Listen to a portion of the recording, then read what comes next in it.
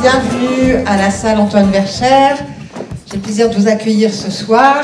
J'espère que vous apprécierez beaucoup le spectacle d'Audrey Vernon et que vous allez tirer des leçons pour savoir comment épouser un milliardaire.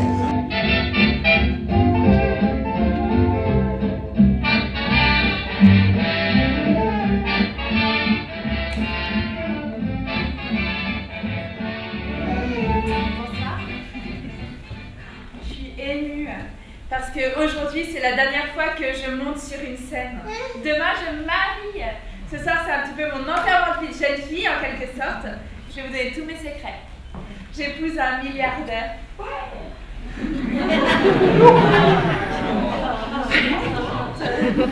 Est-ce que quelqu'un parmi vous gagne plus de 10 millions de francs suisses par an?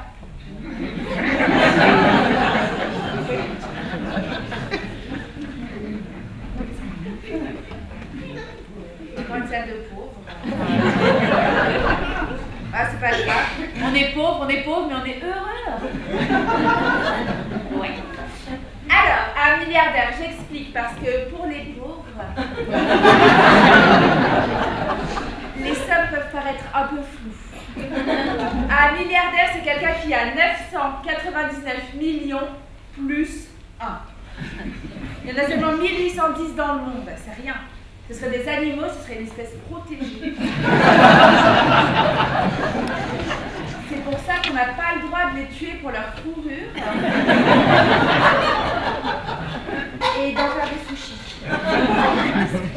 En tête, l'homme le plus riche du monde, c'est Bill Gates. En deuxième position, il y a le propriétaire de Zara, Amancio Ortega, et juste derrière, Warren Buffett, c'est le PDG de Berkshire Hathaway, un fonds d'investissement. Il achète des actions pour les vendre. Lui, il n'a rien fabriqué, rien inventé, et il a 40 milliards. J'adore, Warren. Il change jamais de voiture, il a toujours la même maison, il a épousé la serveuse du café d'en face, il a voyagé une seule fois dans sa vie. Il allait en Chine, il a trouvé ça nul. Et son truc, c'est de manger un T-bone sec le vendredi. Et il est numéro 3 sur 7 milliards. Et quand il sera mort, il va donner toute sa fortune à Bill Gates. Pour son association caritative, il repelle des écoles.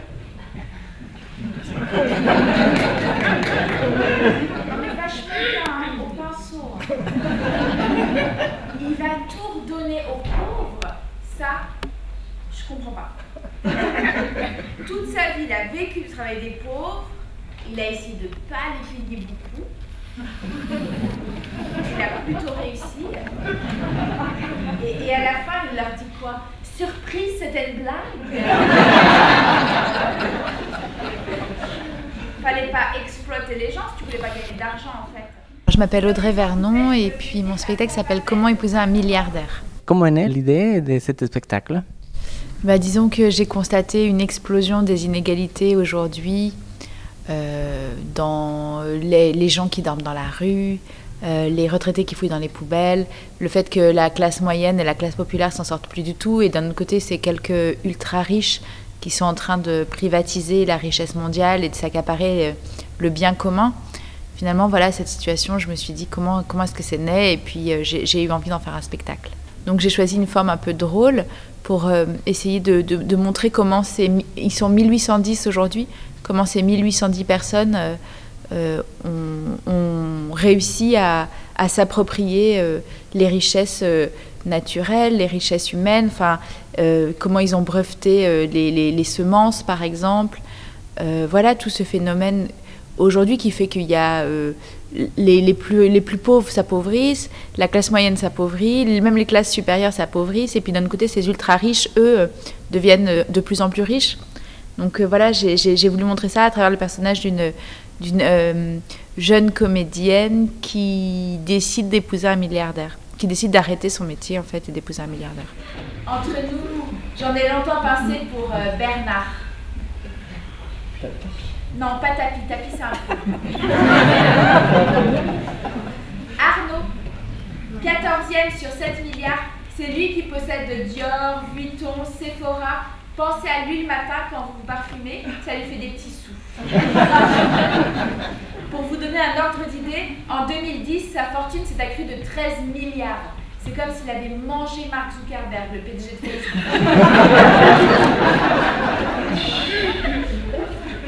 Au titre de comparaison, un grand acteur qui fait un film, le pauvre Depardieu par exemple, un acteur russe.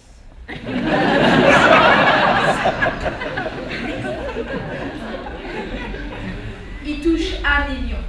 Et ben Bernard, il a 3 millions de salaires par an, mais ça c'est rien. 3,5 millions d'actions gratuites, mais ça c'est rien.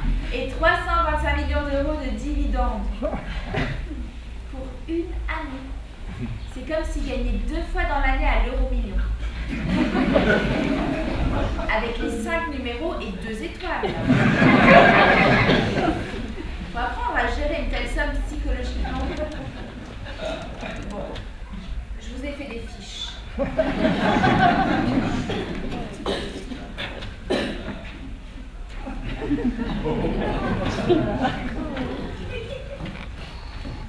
Carlos Slim élu, c'est l'ex-homme le plus riche du monde, il a 15% du Mexique. Je vous ai mis un beau pour pas vous décourager. Larry Ellison, c'est le PDG d'Oracle, Java sur les ordinateurs. Un truc gratuit, on ne sait pas comment il fait.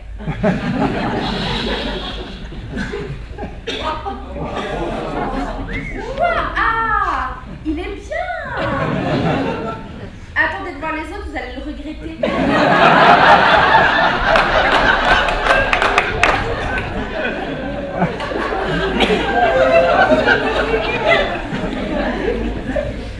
George Soros, il a inventé les hedge funds.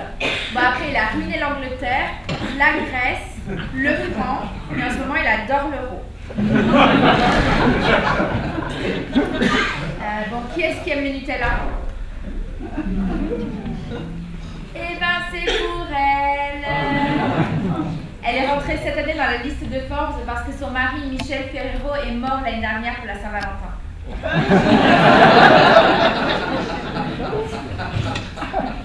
Demain, je me marie. Ça aurait pu être pire. J'aurais pu être obligée de vendre un rein ou une rétine. Demain, je me marie. Maintenant, vous savez comment épouser un milliardaire. J'espère que c'est vous qui serez l'an prochain dans la liste de Forbes. Demain, je me marie, après, je ne vous verrai plus. Vous allez me manquer.